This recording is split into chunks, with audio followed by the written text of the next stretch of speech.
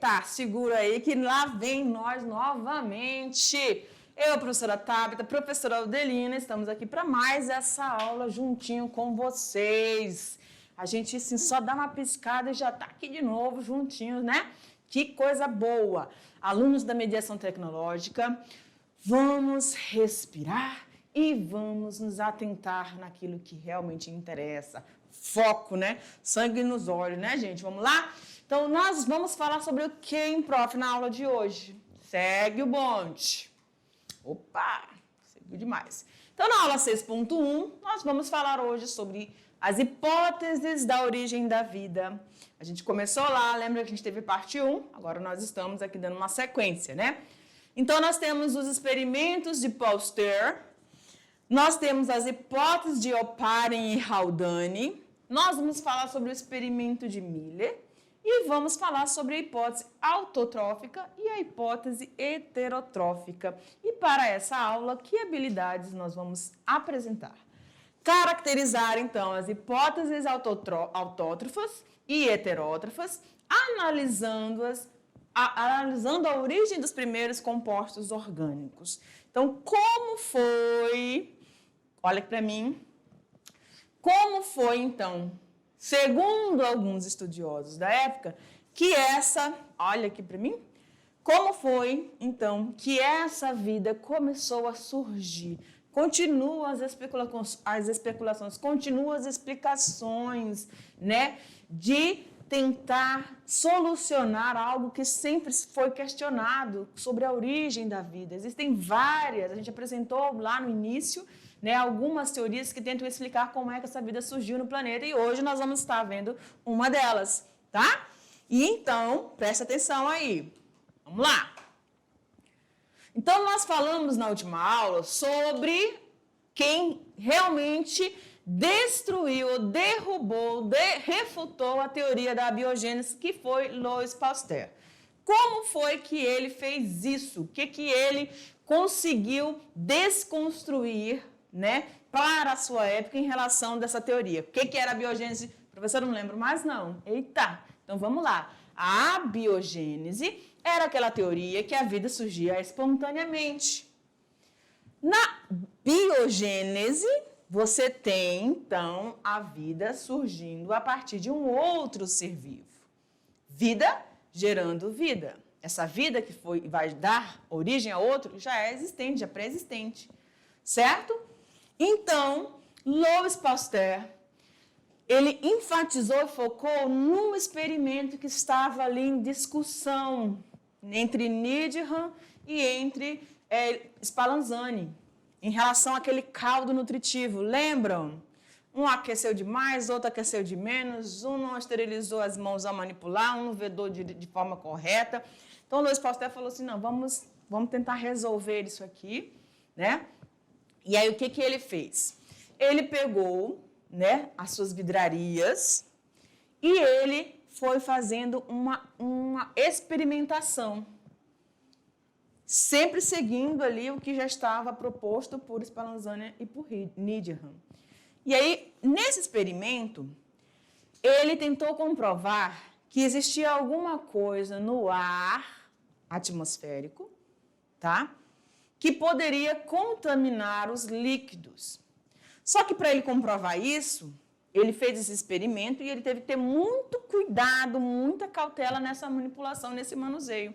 Vamos dar uma olhadinha no que foi que ele conseguiu construir ali, tá? Mas antes a gente vai falar um pouquinho, né, dele. Somente por volta de 1860, como os experimentos foram realizados por Louis Pasteur, ele conseguiu comprovar definitivamente que os micro-organismos surgem a partir de outros pré-existentes. Olha a carinha dele aí.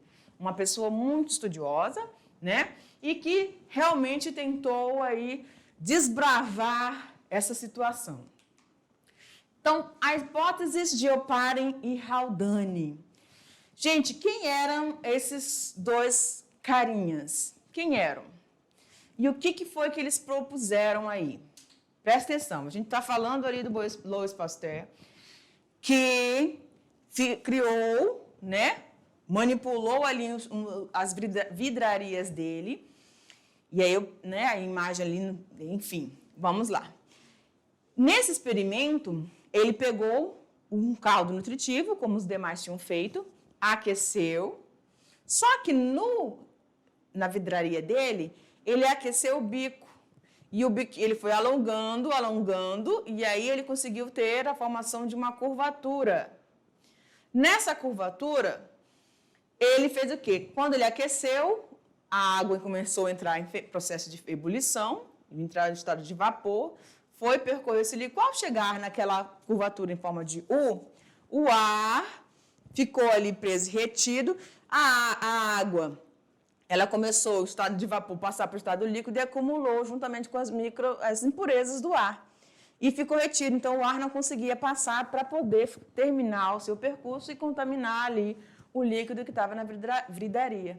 Então, ele conseguiu isolar aquele líquido e não houve contaminação, consequentemente, não houve nenhuma forma de vida. Certo? E aí ele disse, então, olha só, só houve, no caso de Niederhan, só houve aquela contaminação porque houve esse contato do ar atmosférico, que tem a presença dos micro-organismos, com esse líquido. Se você vedar, não há. E aí ele realmente anotou, fez todo o seu registro, e quando ele quebrou, aí ele deixou exposto aquele líquido. O que aconteceu?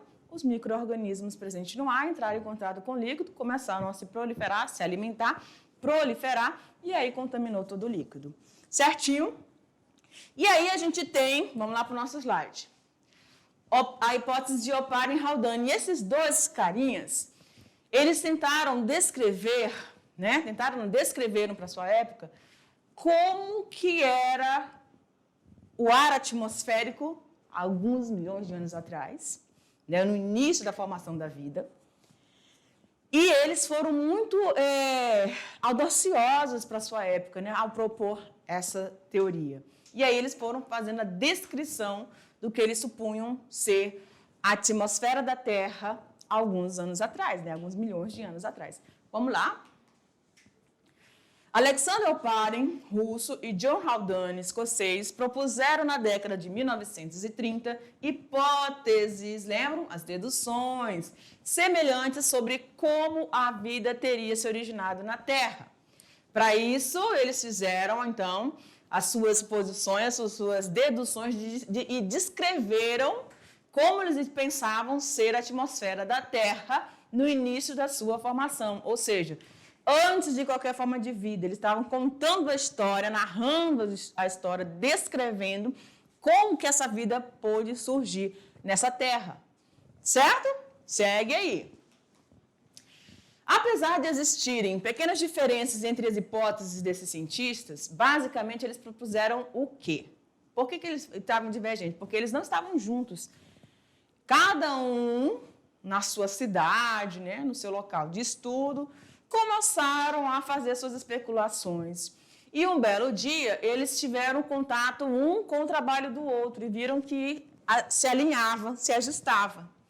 E aí ficou Oparin e Haldane aí descrevendo então a origem da vida. E aí eles vão falar então daquela teoria que fala sobre a evolução química. Vamos acompanhar? Vamos lá. Segundo ele, os primeiros seres vivos surgiram a partir de moléculas orgânicas que teriam se formado na atmosfera primitiva e depois nos oceanos a partir das substâncias inorgânicas. Então, olha aqui.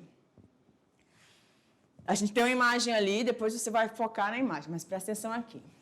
Oparin e Haldane, então eles vão tentando, né, detalhar como é que havia ocorrido essas transformações e o que tinha no ambiente disponível para que essa vida fosse se formando, sendo originada.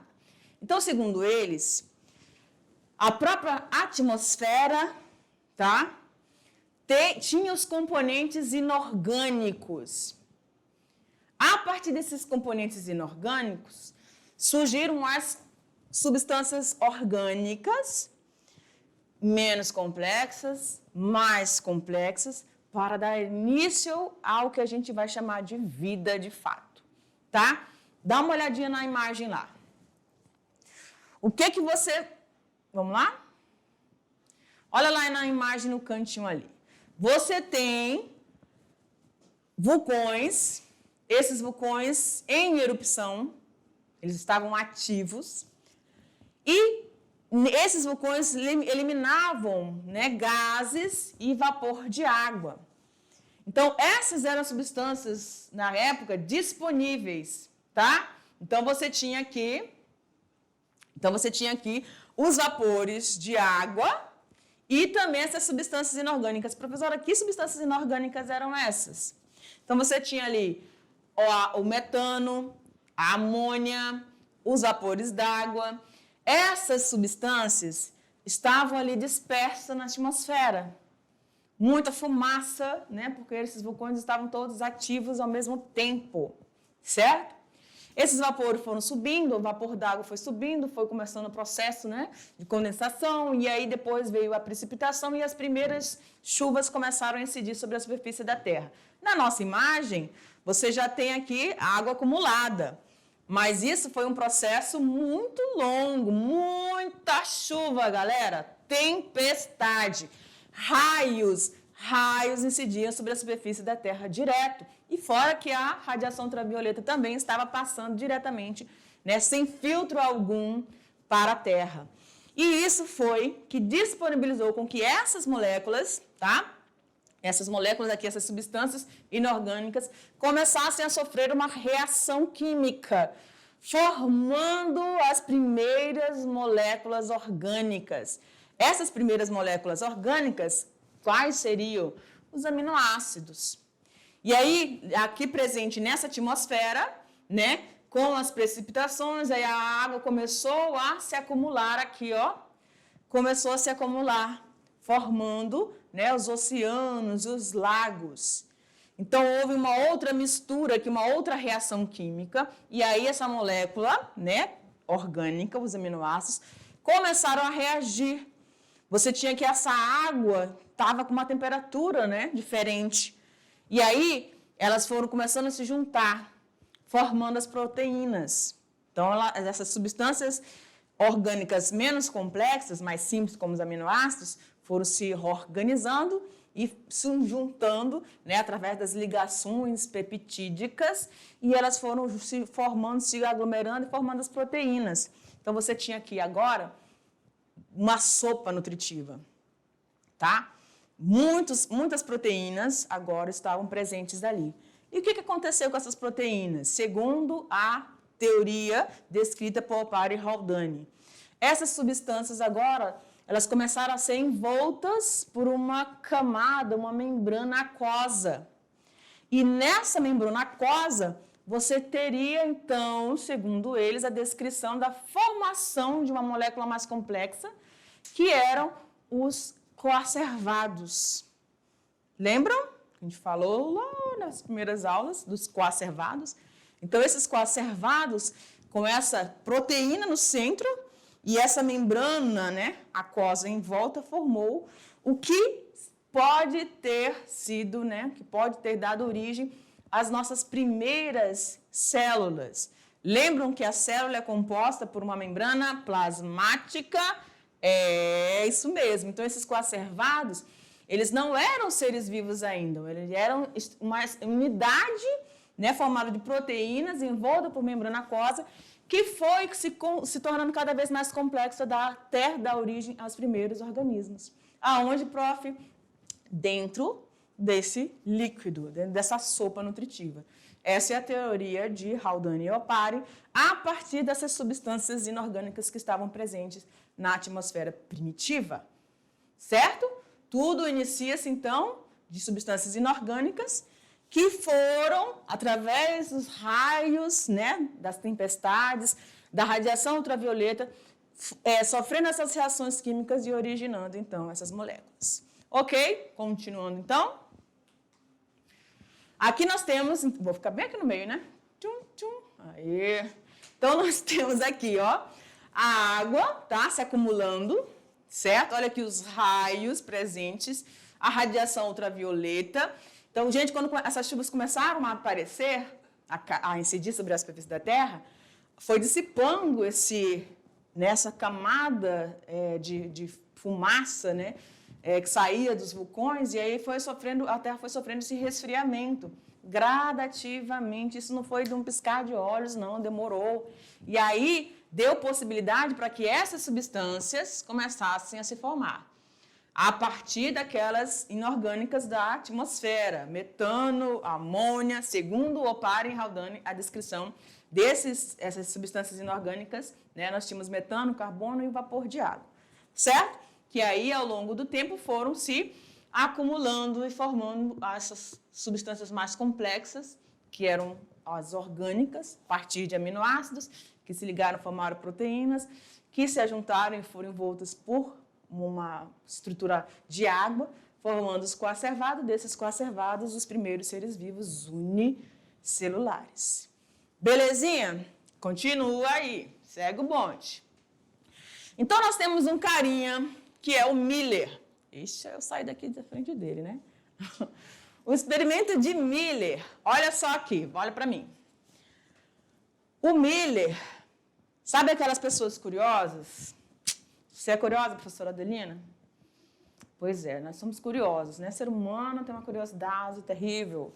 E ele pensou, refletiu, analisando, falei, gente, como é que eles propuseram essa descrição desses gases atmosféricos? Será que eu consigo reproduzir isso? Será? Então, olha só o que ele fez. Ele utilizou um laboratório, ele era um estudante, utilizou um laboratório, quase não sai, e nesse laboratório ele começou a fazer os experimentos dele. E, para surpresa dele, talvez, né, também, ele teve muito êxito. Como é bom, né, galera? A gente ter uma ideia, executar essa ideia, né, experimentar isso e dar positivo para você, né? É muito bom. E olha só o que ele fez, a descrição, então, do experimento dele. Vamos lá? Então, Stanley Miller acreditava que a Terra primitiva era composta por amônia, metano, hidrogênio, que era a descrição lá de Oparin e Haldane, tá? Então, esse carinha, no laboratório de Urey, que era o seu professor, fez, então, acompanhou essa descrição, ele falou, olha, no final do meu experimento eu tenho que ter essa composição química aqui, que foi descrita por eles, amônia, metano, vapor de água. Senão, não tá legal essa situação aí dessas suposições, certo?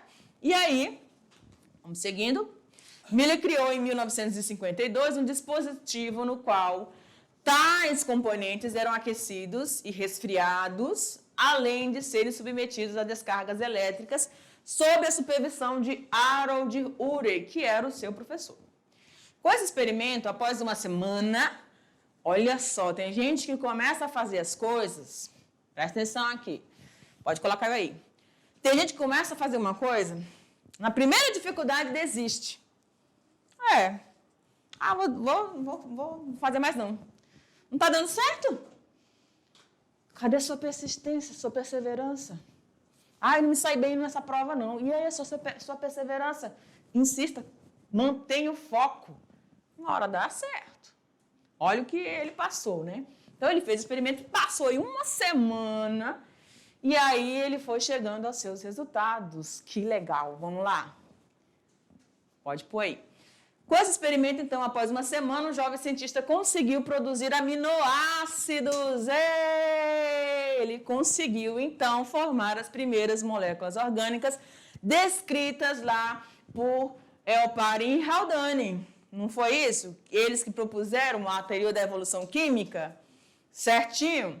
E bases nitrogenadas, além de cianeto e formaldeído. Ou seja, formou aquela sopa, né, pré-biótica, aquele sopão nutritivo que a gente mostrou na imagem. Aquela água aquecida, né, cheia de substâncias orgânicas. Certinho? A partir dessas substâncias, no caso do experimento de Oparin e Haldane, você teve, então, a formação dos coacervados e desses coacervados os primeiros organismos. Certo?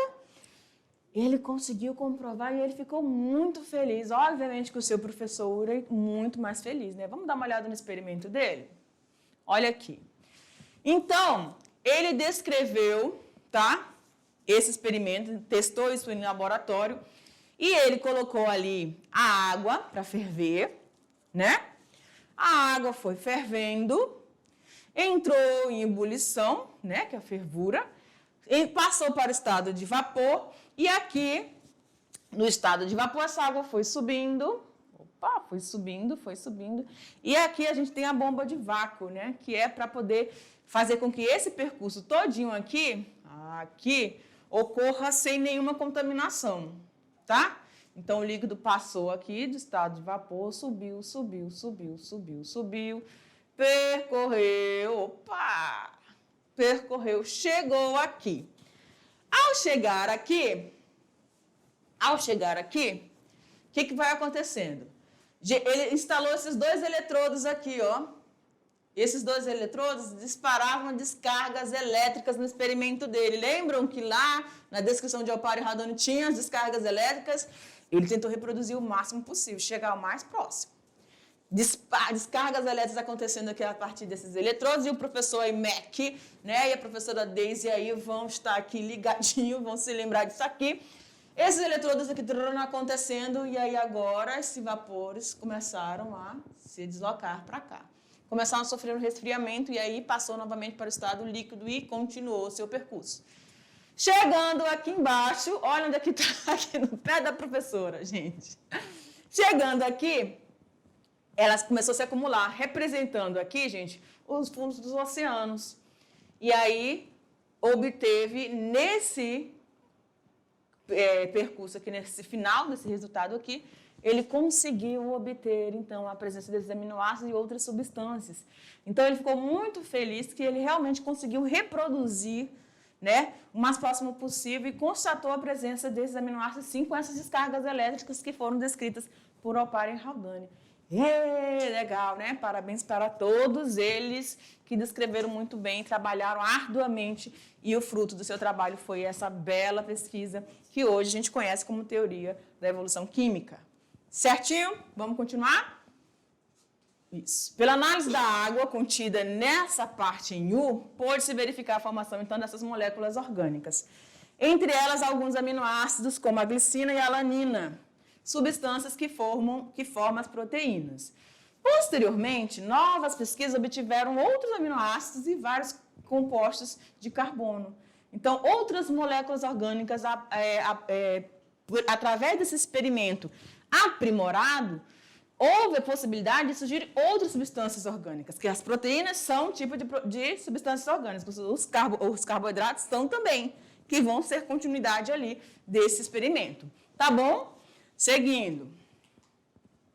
Os probiontes de Oparin receberam diferentes tipos de dados pelos cientistas, né, dependendo do seu conteúdo. Microsferas, protocélulas, micélulas, lipossomos e coacervados. Então, o nome do resultado, né, que foi originado ali naquela sopa nutritiva ou naquela sopa prebiótica, tem vários, né? Vários autores, vários livros, você vai encontrar diversos nomes. Mas eles todos sentam ali nos coacervados, que são as substâncias que foram envoltas ali, proteínas envoltas por água, uma membrana aquosa. Certinho? A partir daí, você tem agora uma outra situação. Como é que eram esses primeiros seres vivos a serem formados na Terra? O que eles eram? Unicelulares? Não, né? Unicelulares. Tá, eles são unicelulares. E o que mais? Eles são autótrofos? Heterótrofos? Eita, professora, eu não lembro mais desse conceito, então segura na cadeira e presta atenção. Vamos lá? Seguindo. Então, esses coacervados, o que eles são? Esses possuem uma membrana dupla formada por duas camadas lipídicas à semelhança das membranas celulares. Nós sabemos que as camadas das células, ou seja, a membrana plasmática hoje, ela é formada por uma bicamada lipídica e com proteínas, né, entre essa membrana, certo? Ela tem a permeabilidade seletiva, ela consegue, hoje nós sabemos essas informações, né, que ela consegue selecionar o que entra e o que sai. O que é importante para ela vai reter ali dentro, e o que não é importante, ela vai estar liberando isso, tá? Por processos que a gente vai estudar mais para frente. Vamos lá? Então, a gente vai falar agora sobre as hipóteses autotróficas e heterotrófica. O que veio primeiro, o que veio depois, o que realmente, de fato, aconteceu aí. O que são seres autótrofos, prof? O que são seres autotróficos? Vamos lá. Seres autotróficos, ou seja, aqueles que vão fazer, né, um processo onde você vai ter uma substância orgânica sendo produzida. Essa substância orgânica produzida a partir de uma substância inorgânica. Esse é o processo para realizar um processo metabólico chamado autotrófico.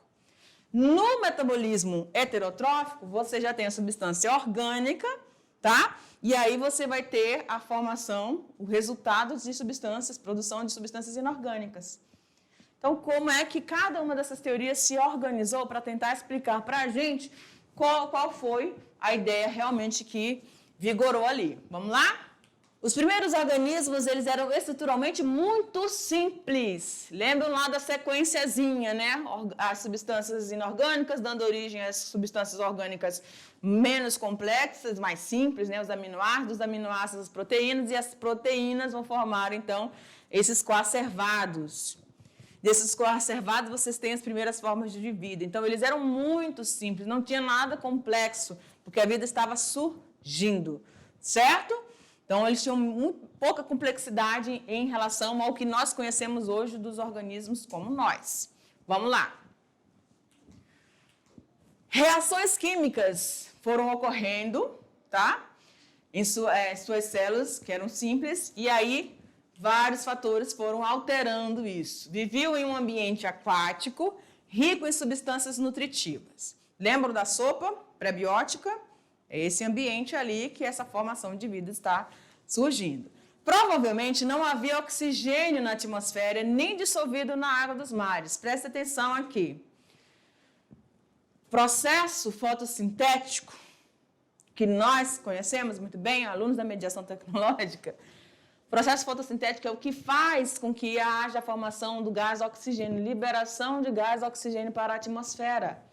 As algas estão aí, né, à frente desse processo.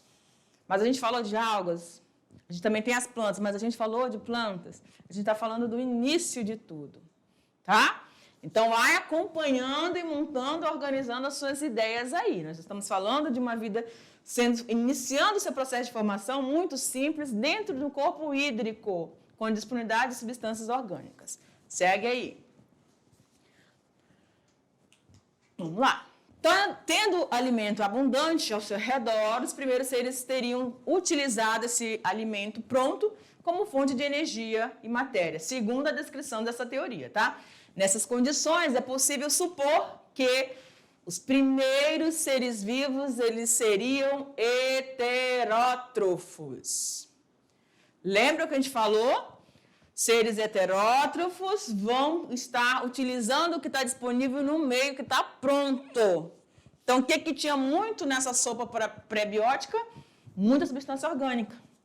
Então, esses primeiros organismos unicelulares que foram se formando, eles começaram a utilizar esse recurso, tá?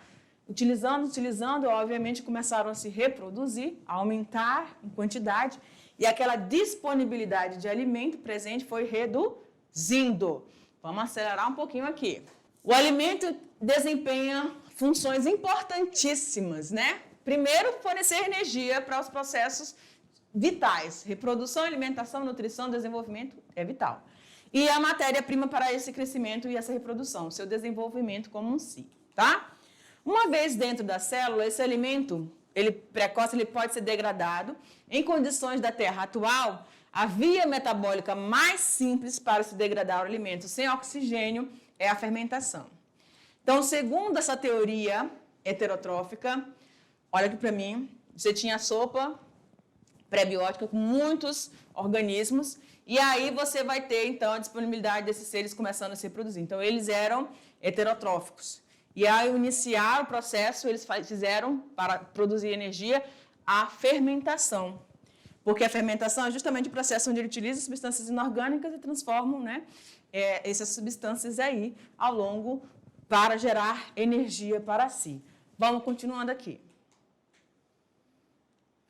Na sequência, o alimento fica cada vez mais escasso nos mares, há um aumento da competição e morte de vários organismos por falta de alimento. Ao mesmo tempo, teria se acumulado gás carbônico. Presta atenção, o resultado do processo de fermentação é a liberação de gás carbônico, né? E água. E aí você tem o quê? Muito gás carbônico agora, sendo produzido. Esse gás carbônico, a luz solar, vai permitir o desenvolvimento de um outro processo metabólico que a gente conhece muito bem, que é o processo fotossintético. E aí agora esses organismos vão começar a realizar. Saíram da fermentação. Professora, mas esses organismos heterótrofos que realizavam a fermentação morreram, desapareceram? Claro que não, continuaram ali. Só que eles tiveram um boom, né? Muito alimento, começaram a se reproduzir. Depois o alimento foi ficando escasso, eles tiveram uma redução, mas continuaram realizando o processo de fermentação, liberando gás carbônico. E aí, com isso, deram possibilidade para surgir uma outra via metabólica, que é o processo de fotossíntese. Eles pegaram, então, o gás carbônico, esses novos seres, começaram a pegar o gás carbônico, a água que estava disponível, a luz solar e realizaram o processo fotossintético. É a descrição, então, do processo de fermentação. Acelerando um pouquinho aqui, gente. Então, na hipótese heterotrófica, você tem a energia da luz, a água, o gás carbônico aí como seu produto, né? Olha o gás carbônico ali. Que permitiu, então, o surgimento dos primeiros seres autotróficos, denominados seres fotossintetizantes, pois eles vão utilizar a luz para produzir o seu alimento. Certinho? Esses primeiros seres fotossintetizantes foram fundamentais na modificação da composição da atmosfera. Por quê, professora? O primeiro processo lá realizado liberou gás carbônico, deu possibilidade para surgir os fotossintetizadores. Esses fotossintetizadores mudaram toda a atmosfera, porque esses fermentadores, eles eram heterótrofos e anaeróbios. Oi, prof. Heterótrofos e anaeróbios heterótrofos porque eles utilizavam os recursos do meio, tá? Utilizando substâncias orgânicas, transformando em inorgânicas, que aí você tem a liberação da água, do gás carbônico, a gente descreveu acima. E agora, você vai ter, então, os seres que vão estar liberando oxigênio para a atmosfera através da fotossíntese. E aí você vai ter, então, os fotossintetizadores realizando, tá? O processo autotrófico. Ok? Vamos lá, seguindo. Havendo a disponibilidade de oxigênio, foi possível, então, a sobrevivência desses seres que desenvolveram reações metabólicas mais complexas um pouco, tá? Capazes de utilizar esse gás na degradação de alimento. Olha os gases ali, né? Aqui a gente tem as plantas, né, bem evoluídas, mas você está falando de algo que estava ali sendo desenvolvido na água. Ok. Esta via metabólica mais complexa deu origem, então, aos seres aeróbios, que realizavam, então, a respiração celular. Para isso, eles vão contar, então, aqui, ó, com as moléculas C6H12O6, que é a nossa glicose, e o gás oxigênio disponibilizado pelos seres autotróficos. E aí, produzindo gás carbônico, água e energia, tá? Seguindo aqui. Então, essa é a sequência na hipótese heterotrófica. Fermentação, os fermentadores, os seres heterótrofos anaeróbios, realizando a fermentação. Consequentemente, você tem os seres fotossintetizadores, liberando oxigênio, dando possibilidade para o surgimento da respiração celular. Permaneceram, então, esses processos, as três vias metabólicas permaneceram ocorrendo ao longo do tempo. Cada ser vivo foi se beneficiando. Todos os organismos respiram ou fermentam, mas apenas alguns respiram e fazem fotossíntese. Então, só aqueles que são clorofilados vão realizar o processo fotossintético, né? Ok? Seguindo aí. E a hipótese autotrófica, prof? Vamos lá. Cientistas argumentam que os seres vivos não devem ter surgido em mares rasos e quentes, como aquela sopa probiótica lá, né? Como foi proposto por Opara e Haldane. Pois a superfície terrestre, na época em que a vida surgiu, era um ambiente muito instável. Então, a queda dos meteoros, né, o desequilíbrio dos gases e tudo, não descrevia muito bem, não era satisfatório para aqueles que acreditavam na hipótese autotrófica.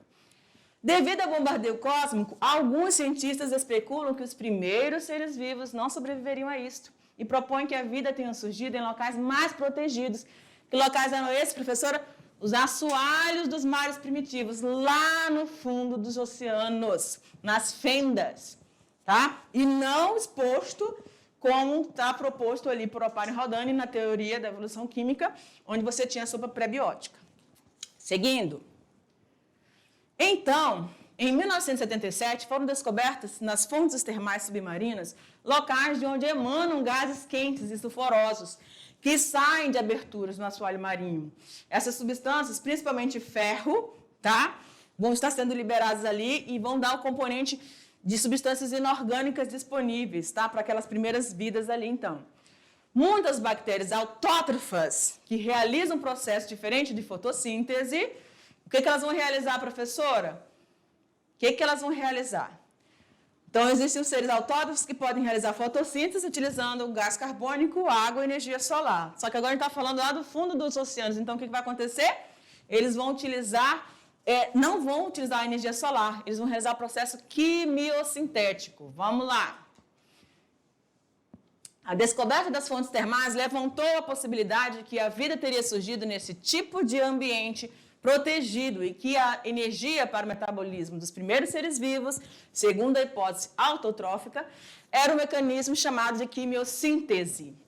A principal evidência dessa hipótese é a descoberta dessas bactérias primitivas que obtêm energia a partir de reações inorgânicas simples e vivem em ambientes inóspitos. São aquelas bactérias extremófilas, que vivem em ambientes extremos, né? Que vivem em ambientes onde outros seres vivos não conseguem sobreviver. E lá estavam presentes nas fendas e elas foram registradas existindo ainda, né? Então, eles assegurando, né, comprovando que essa teoria tem fundamento, certo? Então, essas bactérias extremófilas que vivem nesses ambientes, ou seja, aqueles gases sulfurosos que iam saindo ali, o enxofre, né, o ferro que era emanado ali daquele ambiente, permitiu que essas bactérias utilizassem esses recursos, transformassem isso para gerar energia e conseguir se reproduzir e se desenvolver ali. Protegido de todo meteoro, de toda radiação, porque essa a gente está falando da hipótese autotrófica. Certinho? Essas bactérias foram chamadas, então, de quimiolito-autotróficas. Que palavrão é esse, professora? Quimiolito-autotróficas, do grego rocha. Então, elas, como a teoria descreve que a vida surgiu lá no fundo dos oceanos, nas fendas, né? Então, eles falam que elas surgiram das próprias, né, da própria rocha, tá? Daquilo que emanava da rocha, na verdade. Certo? Então, eles utilizaram aqueles elementos inorgânicos e começaram a fazer a quimiossíntese. Inúmeras vezes, repetidamente, até conseguir formar agora um novo processo. Vamos lá? Então, o que a gente tem agora de descrição? Tá? No processo de na hipótese heterotrófica, presta atenção, na hipótese heterotrófica você tem a fermentação, a fotossíntese e a respiração. Já na hipótese autotrófica, você vai ter o processo de quimiossíntese, né? Fermentação, fotossíntese, e aí você vai ter a questão da respiração celular. Então, você inicia-se com a quimiossíntese na hipótese autotrófica. Na hipótese heterotrófica, inicia-se com a fermentação. Ok? Gente, essa foi a nossa aula, tá? Eu sei que é muita informação, mas segura aí que vai dar tudo certo. Vamos firme e forte que a gente chega no final. Tchau, tchau!